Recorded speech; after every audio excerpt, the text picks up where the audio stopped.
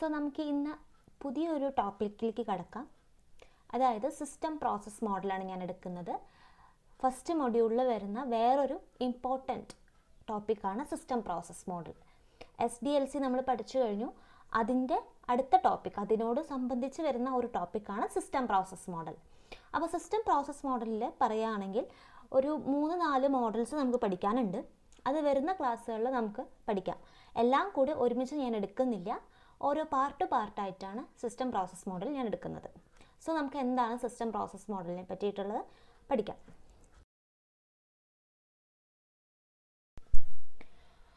Software എന്താണെന്ന് നമ്മൾ പഠിച്ചു അല്ലേ? സോഫ്റ്റ്വെയർ എന്താണ്? ഒരു സെറ്റ് ഓഫ് കമ്പ്യൂട്ടർ പ്രോഗ്രാംസ് ആണ്. ഒരു സോഫ്റ്റ്വെയർ പ്രോഗ്രാം നമ്മൾ ഇൻസ്ട്രക്ഷൻസ് അല്ലെങ്കിൽ പ്രോഗ്രാം ഇൻസ്ട്രക്ഷൻസിനെ പറയുന്ന പേരാണ് സോഫ്റ്റ്വെയർ എന്നുള്ളത് അല്ലേ? അത് കഴിഞ്ഞ് നമ്മൾ ഇനി നോക്കുന്നത് സോഫ്റ്റ്വെയർ പ്രോസസ്സ് എന്താണെന്നുള്ളതാണ്. അതായത് ഒരു സോഫ്റ്റ്വെയർ പ്രൊഡക്റ്റിന് നമുക്ക് കിട്ടണമെങ്കിൽ എന്തൊക്കെ രീതിയിലുള്ള പ്രോസസ്സുകളാണ് നടക്കുന്നത്, ആ ഒരു സെറ്റ് ഓഫ് പ്രോസസ്സിനെ ഒരുമിച്ച് ടേം ചെയ്യുന്ന ഒരു പേരാണ് സോഫ്റ്റ്വെയർ പ്രോസസ്സ്. ഓക്കെ, ഇനി സോഫ്റ്റ്വെയർ പ്രോസസ്സിൽ സാധാരണ സോഫ്റ്റ്വെയർ എൻജിനീയേഴ്സ് അല്ലെങ്കിൽ പ്രൊജക്റ്റ് ചെയ്യുന്ന ആൾക്കാർ നോക്കുന്ന കുറച്ച് ആക്ടിവിറ്റീസ് ഉണ്ട്. അതിന് 4 കീ പ്രോസസ് ആക്ടിവിറ്റീസ് എന്നാണ് നമ്മൾ പറയുന്നത്. അതെന്തൊക്കെയാണ് നമുക്ക് നോക്കാം. മെയിൻലി ഈ സോഫ്റ്റ്വെയർ പ്രോസസ്സിൽ 4 മെയിൻ ആയിട്ടുള്ള ആക്ടിവിറ്റീസ് ആണ് വരുന്നത്. ആദ്യത്തെ ആക്ടിവിറ്റി എന്ന് പറയുന്നത് സോഫ്റ്റ്വെയർ സ്പെസിഫിക്കേഷൻസ്, രണ്ടാമത്തേത് software development, followed by software validation and evolution. ഈ പറയുന്നതൊക്കെ നമ്മൾ നേരത്തെ SDLCയിൽ പറഞ്ഞ കാര്യങ്ങൾ തന്നെയാണ്. അതിനെ ഒന്നും കൂടി ഒന്ന് ജനറലൈസ് ചെയ്ത് പറയുന്നു എന്ന് മാത്രം. സോഫ്റ്റ്വെയർ സ്പെസിഫിക്കേഷൻസ് പറഞ്ഞാൽ എന്താണ്?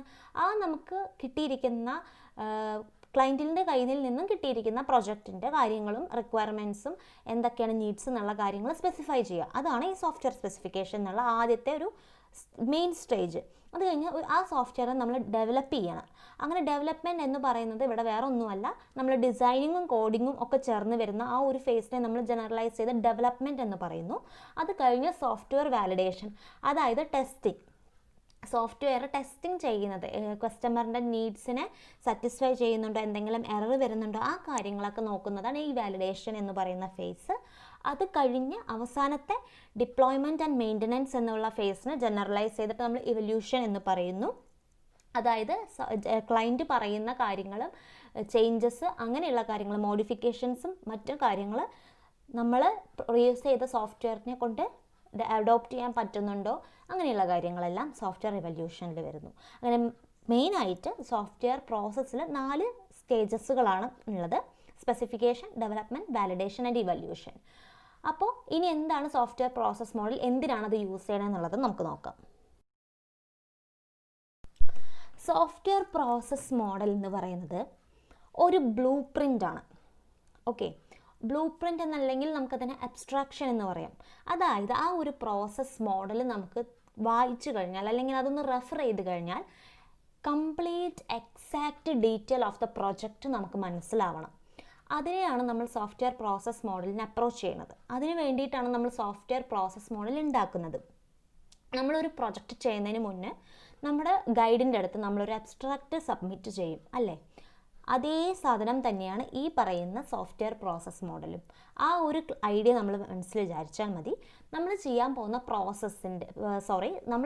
പോകുന്ന സോഫ്റ്റ്വെയറിൻ്റെ ഒരു ബ്ലൂ പ്രിൻ്റ് അല്ലെങ്കിൽ ഒരു ഔട്ട്ലൈൻ, അങ്ങനെ നമുക്ക് പറയാം. അതാണ് ഈ സോഫ്റ്റ്വെയർ പ്രോസസ് മോഡൽ. ഓക്കെ, അതിലെന്തൊക്കെയാണ് ഉണ്ടാവുക, എന്തൊക്കെയാണ് നമ്മൾ ചെയ്യേണ്ട ആക്ടിവിറ്റീസ്, അതുപോലെ തന്നെ സോഫ്റ്റ്വെയർ പ്രോസസ്സിന് വേണ്ടിയിട്ടുള്ള കാര്യങ്ങൾ. ഓക്കെ, ഏതൊക്കെ രീതിയിലുള്ള ടീംസിനെ നമുക്ക് വേണം, ഏതൊക്കെ ടൂൾസ് അവൈലബിൾ ആണ്, ഏതൊക്കെ നമുക്ക് ടെക്നോളജി യൂസ് ചെയ്യണം, ഈ വക എല്ലാ കാര്യങ്ങളും നമ്മൾ ആ പ്രോസസ് മോഡലിൽ ഇൻക്ലൂഡ് ചെയ്യും. പിന്നെ SDLC ഫേസസിനെ എക്സാക്റ്റ് രീതിയിൽ ഇംപ്ലിമെൻറ്റ് ചെയ്യാനും ട്രാക്ക് ചെയ്യാനും ഈ സോഫ്റ്റ്വെയർ പ്രോസസ് മോഡൽ നമ്മളെ സഹായിക്കും. അപ്പോൾ ഇത്രയും കാര്യങ്ങളാണ് സോഫ്റ്റ്വെയർ പ്രോസസ് മോഡൽ കൊണ്ട് ഉദ്ദേശിക്കുന്നത്. ഓക്കെ, മനസ്സിലായിട്ടുണ്ടാവും എന്ന് വിചാരിക്കുന്നു. അടുത്ത ടോപ്പിക്ക് നമ്മൾ എന്തിനാണ് സോഫ്റ്റ്വെയർ പ്രോസസ് മോഡൽ ഉപയോഗിക്കുന്നത് എന്നുള്ളത് ഡീറ്റെയിൽ ആയിട്ട് പറഞ്ഞുതരാം.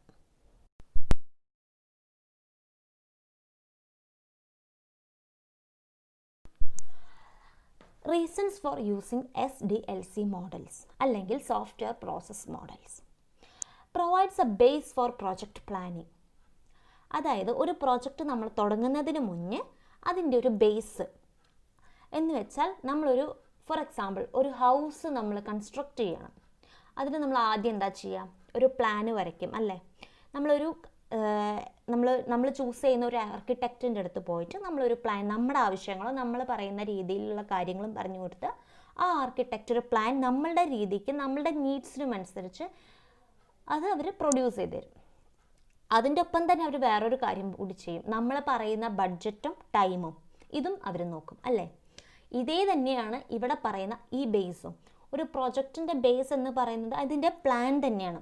ഓക്കെ, ഒരു പ്ലാൻ, എക്സാക്റ്റ് പ്ലാനിനെ അടിസ്ഥാനത്തിലാണ് ഒരു പ്രൊജക്റ്റ് നമ്മൾ ക്രിയേറ്റ് ചെയ്യുന്നത്. അപ്പോൾ അവിടെ പ്ലാനിങ് മാത്രമല്ല, പ്ലാനിങ്ങിൻ്റെ കൂടെ എസ്റ്റിമേഷനും ഷെഡ്യൂളിങ്ങും വരും. അതാണ് ബേസ്.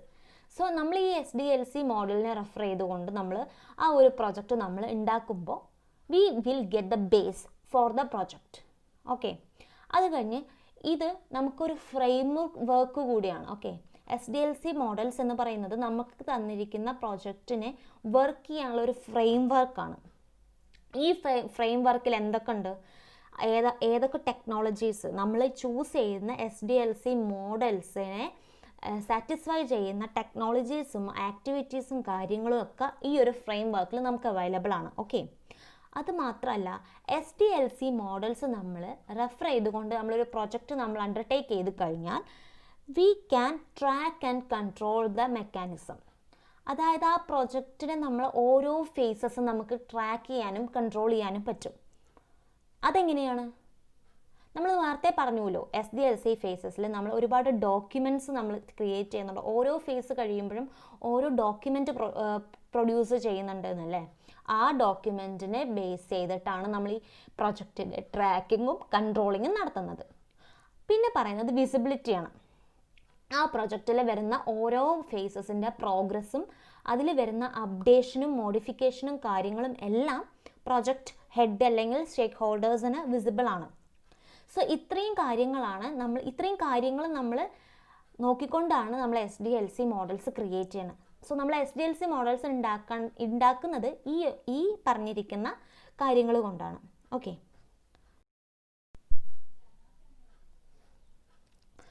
ഇനി നമ്മൾ പഠിക്കാൻ പോകുന്നത് വാട്ടർഫാൾ മോഡലാണ്. ഇത് നമ്മുടെ ആദ്യത്തെ മോഡലാണ്, ഏറ്റവും പഴയ ഒരു മോഡലാണ്. ഇത് ഇൻട്രൊഡ്യൂസ് ചെയ്തിരിക്കുന്നത് വിൻസെൻ്റ് റോയ്സ് എന്ന് പറയുന്ന ആളാണ്. പൊതുവേ വാട്ടർഫാൾ മോഡൽ എന്ന് കേൾക്കുമ്പോൾ നമുക്കൊരു എക്സൈറ്റ്മെൻറ്റ് തോന്നും അല്ലേ? എന്താണ് വാട്ടർഫാൾ എന്നുള്ള ഒരു പേര് കൊടുത്തിരിക്കുന്നത്? ആ ഒരു പേര് ശ്രദ്ധിച്ചാൽ അറിയാം. നമ്മൾ ആ ഒരു പേര് ശ്രദ്ധിച്ച് നമുക്ക് ആ ഒരു വാട്ടർഫാൾ നമ്മുടെ മൈൻഡിൽ ജസ്റ്റ് ഒന്ന് സങ്കല്പിച്ച് നോക്കൂ. വാട്ടർഫാൾ എങ്ങനെയാണ് ഉണ്ടാവുക? ഒരു മുകളിൽ നിന്നും വെള്ളം താഴോട്ട് ഒഴുകുന്നു അല്ലേ? അതുപോലെ തന്നെയാണ് ഈ ഒരു മോഡലും. ഓരോ ഫേസും അപ് ടു ബോട്ടം ഓരോ ഫേസിൽ നിന്നും ജമ്പ് ചെയ്ത് താഴെ വരെ എത്തും. ഒരിക്കലും വാട്ടർഫാൾ മോഡൽസിൽ ഒരു ഫേസിൽ നിന്ന് പിറകോട്ട് അല്ലെങ്കിൽ പ്രീ ഫേസിലേക്ക് ജമ്പ് ചെയ്യാൻ കഴിയില്ല. അതുപോലെ ഓവർലാപ്പും സാധ്യമല്ല. കാരണം എന്തെന്നാൽ ഈ ഒരു വാട്ടർഫാൾ മോഡലിൽ ഒരു കംപ്ലീറ്റ് എൻറ്റയർ ഫേസ് കഴിഞ്ഞ് അതിൻ്റെ ഔട്ട്പുട്ട് പ്രൊഡ്യൂസ് ചെയ്താൽ മാത്രമേ രണ്ടാമത്തെ ഫേസിലേക്ക് നമുക്ക് കടക്കാൻ കഴിയുള്ളൂ. So waterfall model cannot be follow in reverse order or it does not overlap. പിന്നെ ഈ ഒരു പേര് വരാൻ കാരണം അതിൻ്റെ ആ ഒരു ഡയഗ്രാമാറ്റിക് റെപ്രസെൻറ്റേഷൻ നമുക്ക് ശ്രദ്ധിച്ചു കഴിഞ്ഞാൽ മനസ്സിലാവും. അത് ഞാൻ നെക്സ്റ്റ് സ്ലൈഡിൽ കൊടുത്തിട്ടുണ്ട്. ഈ ഒരു ഡയഗ്രാം ശ്രദ്ധിച്ചു നോക്കൂ. വാട്ടർഫാൾ മോഡൽസ് എങ്ങനെയാണ് കൊടുത്തിരിക്കുന്നത്? Requirement analysis, design, coding, testing and maintenance. ഇതാണ് അതിലെ മെയിനായിട്ടുള്ള ഫേസസ്. അപ്പോൾ റിക്വയർമെൻറ്റ് ഫേസിന് താഴോട്ട് അനലൈസിസിലേക്ക് പോകുന്നു, അവിടുന്ന് ഡിസൈനിലേക്ക് പോകുന്നു, കോഡിങ്ങിലേക്ക് പോകുന്നു, ടെസ്റ്റിങ്ങിലേക്ക് പോകുന്നു, മെയിൻ്റനൻസ് കഴിയുന്നു, പിന്നെ വീണ്ടും തിരിച്ച് റിക്വയർമെൻറ്റ്സ്. നമുക്ക് ഈ ഫേസ് കാണുമ്പോൾ ചെറിയ കൺഫ്യൂഷൻസ് വരുന്നുണ്ട് അല്ലേ? അത് ഞാൻ എന്തൊക്കെയാണെന്ന് ഞാൻ പറഞ്ഞുതരാം. എവിടെയാണ് വാട്ടർഫാൾ മോഡൽസ് യൂസ് ചെയ്യേണ്ടത് നമുക്ക് നോക്കാം. അത് കഴിഞ്ഞ് അതിൻ്റെ ഡിസഡ്വാൻറ്റേജും അഡ്വാൻറ്റേജും പറയുമ്പോൾ നമുക്ക് മനസ്സിലാവും ഈ ഒരു വാട്ടർഫാൾ മോഡൽ എന്തായിരുന്നു എന്നത്. ഓക്കെ, സോ വാട്ടർഫാൾ മോഡൽ എവിടെയൊക്കെയാണ് നമുക്ക് യൂസ് ചെയ്യാൻ കഴിയുക? ആദ്യത്തെ പോയിന്റ് നമ്മൾ ആലോചിക്കേണ്ടത് ഇത്ര മാത്രം. വാട്ടർഫാൾ മോഡൽ നമ്മൾ ഉപയോഗിക്കണമെങ്കിൽ നമുക്ക് റിക്വയർമെൻറ്റിനെ പറ്റി സകല ഡീറ്റെയിൽസും നമുക്ക് അറിഞ്ഞിരിക്കണം. ഇടയ്ക്ക് വെച്ച് നമ്മൾ ഈ റിക്വയർമെൻറ്റ് അല്ലെങ്കിൽ ഈ ടെക്നിക്ക് യൂസ് ചെയ്താലോ എന്ന് ആലോചിക്കാൻ ഒരിക്കലും കഴിയില്ല. വാട്ടർഫോൾ മോഡൽസിൽ എല്ലാം ഓൾറെഡി ഡിഫൈൻ ചെയ്ത് അല്ലെങ്കിൽ സ്പെസിഫൈഡ് ചെയ്ത് വെച്ചിരിക്കണം. ഓക്കെ, പിന്നെ അതും അല്ലാതെ രണ്ടാമത്തെ ഒരു പോയിൻ്റാണ് ഡെഫിനിഷൻസ് സ്റ്റേബിൾ. കാരണം നമ്മൾ ഓൾറെഡി ചൂസ് ചെയ്ത ടെക്നിക്സും റിക്വയർമെൻറ്റ്സും കാര്യങ്ങളും ഒരു ചേഞ്ചും പിന്നീട് ഈ ഫേസുകൾ നമ്മൾ ഡെവലപ്പ് ചെയ്യുന്ന സമയത്ത് ചേഞ്ച് ചെയ്യാനും പറ്റില്ല. അതാണ് വാട്ടർഫോൾ മോഡലിൻ്റെ ഒരു ഡിസഡ്വാൻറ്റേജ്. ഓക്കെ, പിന്നെ വാട്ടർഫോൾ മോഡൽ എപ്പോഴൊക്കെയാണ് യൂസ് ചെയ്യുക എന്നുള്ളത് നോക്കാം. ടെക്നോളജി നമുക്ക് മനസ്സിലായിരിക്കണം എന്ന് ഉദ്ദേശിച്ചത്, ഒരു ടെക്നോളജി നമ്മൾ ഇൻട്രൊഡ്യൂസ് ചെയ്തു. ഓക്കെ, അതിനെപ്പറ്റി കംപ്ലീറ്റ് ഡീറ്റെയിൽസ് നമുക്കില്ല. പാർഷ്യലായിട്ട് കുറച്ച് കാര്യങ്ങൾ അറിയാം, മൊത്തത്തിൽ നമുക്കറിയില്ല ആ ഒരു ടെക്നോളജി. അല്ലെങ്കിൽ നമ്മൾ യൂസ് ചെയ്യുന്ന ഒരു പ്രോഗ്രാമിംഗ് കോഡ് ഫോർ എക്സാമ്പിൾ എടുക്കുക. അങ്ങനെ വരുന്ന സിറ്റുവേഷൻസിൽ ഒരിക്കലും വാട്ടർഫോൾ മോഡൽ സക്സസ്ഫുൾ ആവില്ല. പിന്നെ പറയുന്നതാണ് പോർട്ടിംഗ്. അതായത് ഓൾറെഡി എക്സിസ്റ്റ് ചെയ്തിരിക്കുന്ന ഒരു സോഫ്റ്റ്വെയറിനെ പുതിയൊരു പ്ലാറ്റ്ഫോമിലേക്ക് നമുക്ക് വേണമെങ്കിൽ പോർട്ട് ചെയ്യാൻ പറ്റും. അങ്ങനെ വരുമ്പോൾ നമുക്ക് വാട്ടർഫോൾ മോഡൽ യൂസ് ചെയ്യാം. ഓക്കെ, പിന്നെ പറയുന്നത് തന്നെയാണ് resources are well prepared and available for use. എല്ലാത്തിനെ പറ്റിയും കംപ്ലീറ്റ് ഡീറ്റെയിൽസ് പ്രൊജക്റ്റ് എൻജിനീയേഴ്സിന് ഉണ്ടാവണം. പാർഷ്യൽ നോളേജ് ഒരിക്കലും വാട്ടർഫോൾ മോഡൽസ് യൂസ് ചെയ്യുമ്പോൾ നമുക്ക് പറ്റില്ല. ഓക്കെ, ഇനി നമുക്ക് എന്തൊക്കെയാണ് അഡ്വാൻറ്റേജസ് ആൻഡ് ഡിസഡ്വാൻറ്റേജസ് നോക്കാം. സോ വാട്ടർഫോൾ മോഡൽസിൻ്റെ അഡ്വാൻറ്റേജസ് ആൻഡ് ഡിസഡ്വാൻറ്റേജസ് ആണ് ഇവിടെ കൊടുത്തിരിക്കുന്നത്. അഡ്വാൻറ്റേജസ് നമുക്ക് ആദ്യം നോക്കാം. എന്തൊക്കെയാണ് അഡ്വാൻറ്റേജസിൽ പറയുന്നത്? Easy to understand and easy to use. ശരിയാണ്, വാട്ടർഫോൾ മോഡലിൻ്റെ ആ ഒരു ഡയഗ്രാം നോക്കിക്കഴിഞ്ഞാൽ ഒരു നോർമൽ ഒരു ആൾക്കും പെട്ടെന്ന് ഒരു ചെറിയൊരു ബേസ് ഐഡിയ കിട്ടും അല്ലേ.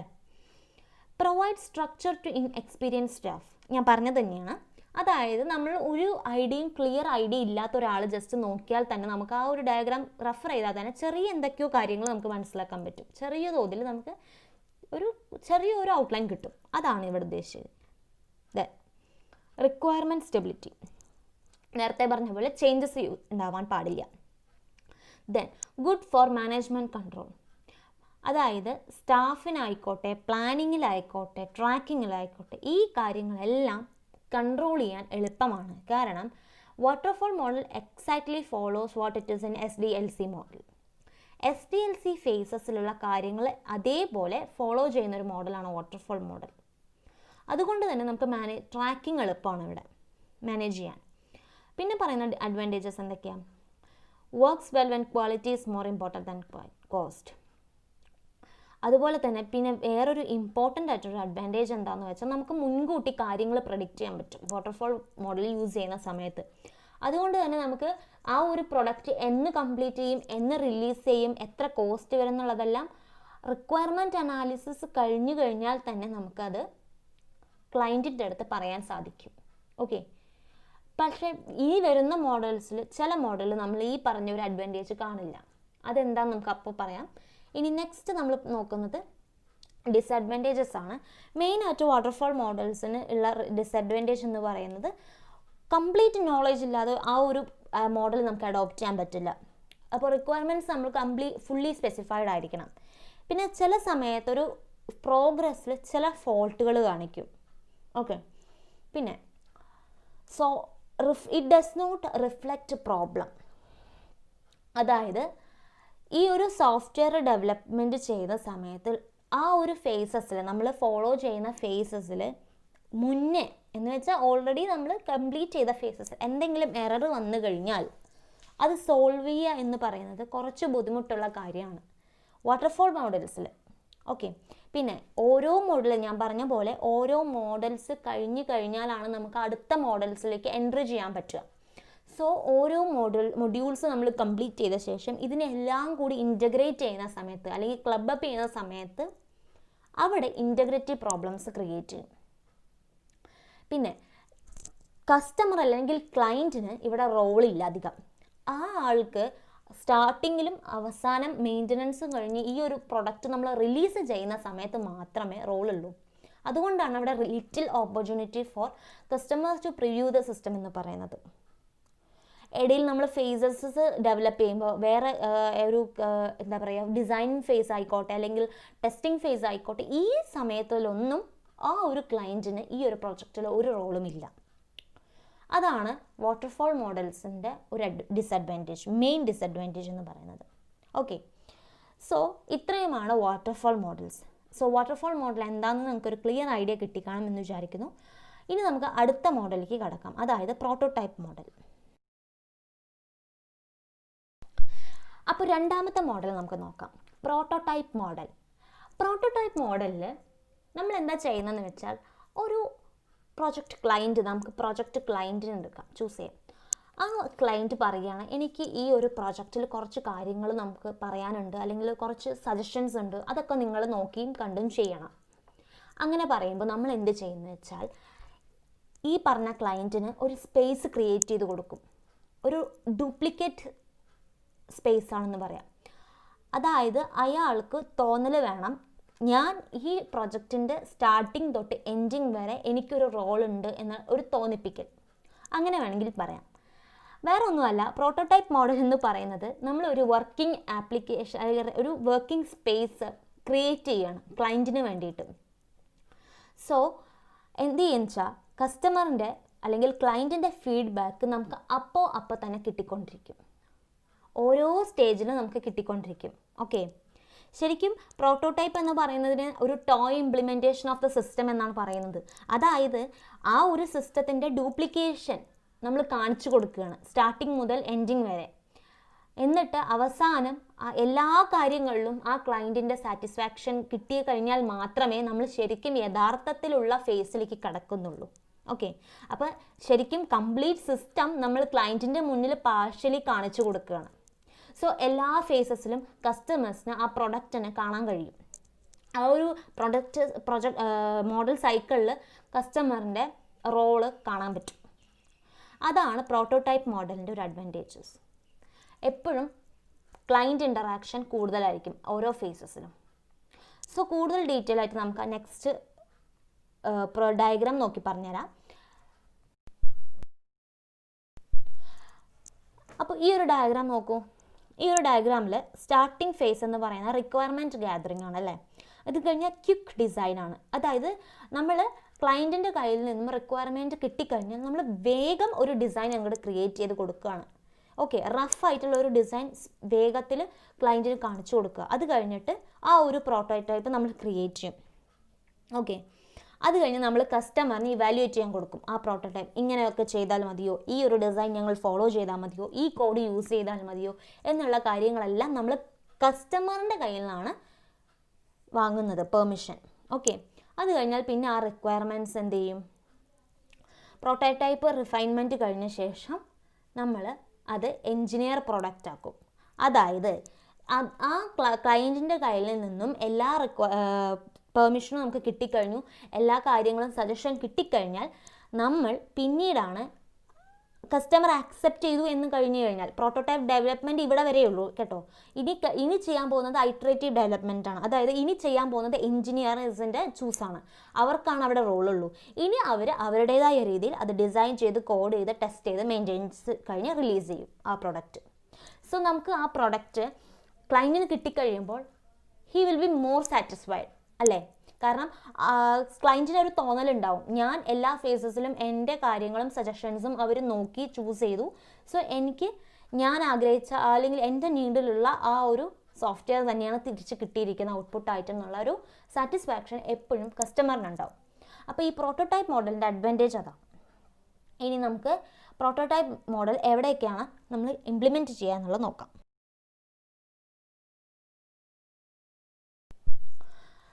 പ്രോട്ടോടൈപ്പ് മോഡൽസ് എവിടെയൊക്കെയാണ് യൂസ് ചെയ്യുക, അതായത് ക്ലയൻറ്റിന് റിക്വയർമെൻറ്റ്സിനെ കുറിച്ചോ അതല്ലെങ്കിൽ ആ ഒരു പ്രൊഡക്റ്റിൻ്റെ കാര്യങ്ങളെക്കുറിച്ചോ ക്ലിയർ ആയിട്ടുള്ള ഒരു ഐഡിയ ഇല്ല.